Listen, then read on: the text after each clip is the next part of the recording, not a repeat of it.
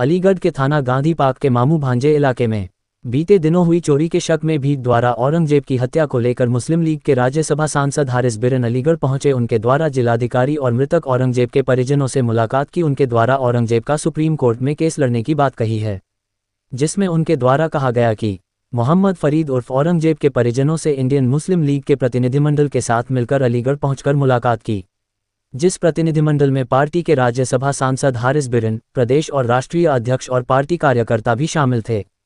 प्रतिनिधिमंडल ने अलीगढ़ के जिलाधिकारी से मुलाकात करते हुए आर्थिक मदद औरंगजेब के परिजनों को देने की मांग की है।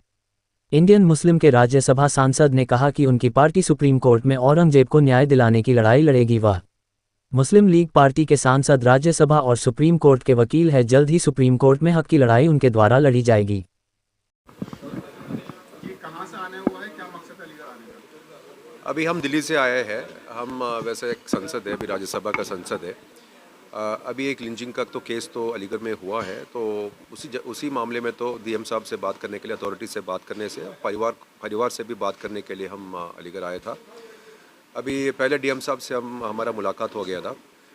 अभी मेरा भाषण था पार्लियामेंट में तो 2 जुलाई को। उसी भाषण में भी तो मैं संसद में तो ये इन्वोक किया था कि अलीगढ़ का लिंचिंग के बारे में, तो उसी का डिटेल्स थोड़ा पता करने के लिए हम इधर आया। क्योंकि लिंचिंग मतलब क्या है, एक आदमी को तो पब्लिक के नज़ारे में सब लोग तो उसको मार रहे हैं और उसका तो डेथ हो रहे हैं, तो ये तो एक अनसिविलाइज्ड सोसाइटी में ही हो सकते हैं ऐसे वाला क्राइम।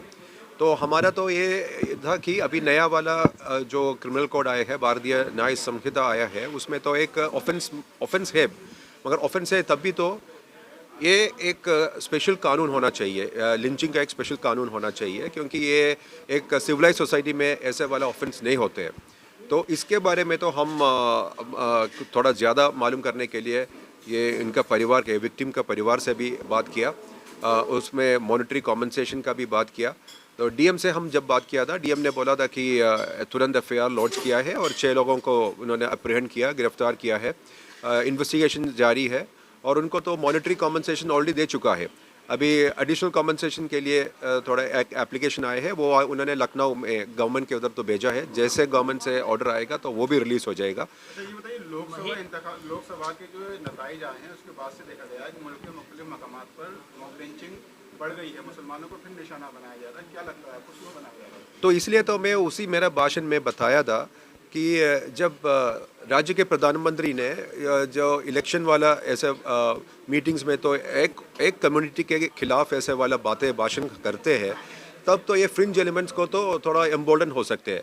फ्रिंज एलिमेंट्स तो उसी भाषण के वजह से तो थोड़ा ज़्यादा ऑफेंस करने का तो कोशिश करेगा, वो उसी का नतीजा ये सारा। ये जून 4 तारीख के बाद ही सारा ऑफेंस हो रहे हैं, कि ये इलेक्शन का रिजल्ट के बाद सारे ऑफेंस हो रहे। तो हमने वो पार्लियामेंट में रेज़ भी किया है। अभी जो बजट सेशन में जब पार्लियामेंट जो होगा उसी टाइम में ये लिंचिंग एक स्पेशल ऑफेंस होना है, एक स्पेशल कानून उसके लिए तो चाहिए। ये हम ज़रूर रेज़ करेगा और इस परिवार के साथ हमारा जो मीटिंग हुआ है वो भी हम पार्लियामेंट में बोलूँगा, और कैसे एक परिवार को तो अफेक्ट करते हैं, एक सोसाइटी को अफेक्ट करते हैं, एक सिविलाइज सोसाइटी को अफेक्ट करते हैं, वो सारा हम उसमें तो स्पष्ट करूँगा मैं। वही पीड़ित परिवार के खिलाफ भी मुकदमा दर्ज हो चुका है।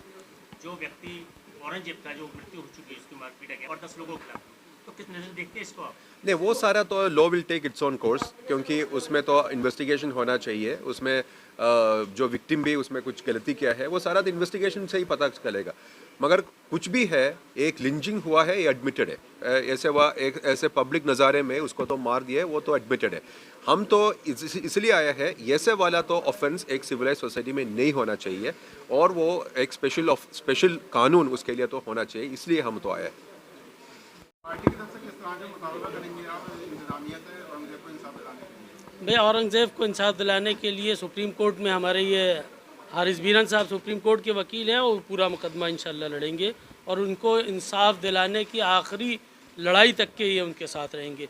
आज डीएम साहब से मिल करके उन्होंने कंपलसेशन के लिए मांग की है कि उसको मज़ीद कंपलसेशन दिया जाए। फर्स्ट जो कंपलसेशन दिया गया, और ज़्यादा से ज़्यादा उनको मदद की जाए, क्योंकि लिंचिंग जिसकी हुई है उसके साथ साथ उसके फैमिली को क्यों इफ़ेक्ट किया जाए। वो बहुत गरीब लोग हैं, कमज़ोर नादार लोग हैं, उनको भरपूर उनको मदद मिलना चाहिए, उनको इंसाफ मिलना चाहिए। और जिस तरह से इंसानियत सोज हरकत ये 4 जून के बाद से शुरू हुई है, इसके लिए हमारी पार्टी रोज़ अव्वल से और आज तक के मुसलसल लड़ाई लड़ रही है। सड़क से और सदन तक हम लड़ाई लड़ेंगे और हर कमज़ोर को इंसाफ दिलाने का काम करेंगे। वही जिस तरीके से यहाँ के मौजूदा विधायक तो जो पीट कर मार दिया गया व्यक्ति को, उसके पक्ष में बैठे हुए हैं, उनको बचाने का प्रयास किया जा रहा है, किस तरह से देखते हैं, क्या लगता है?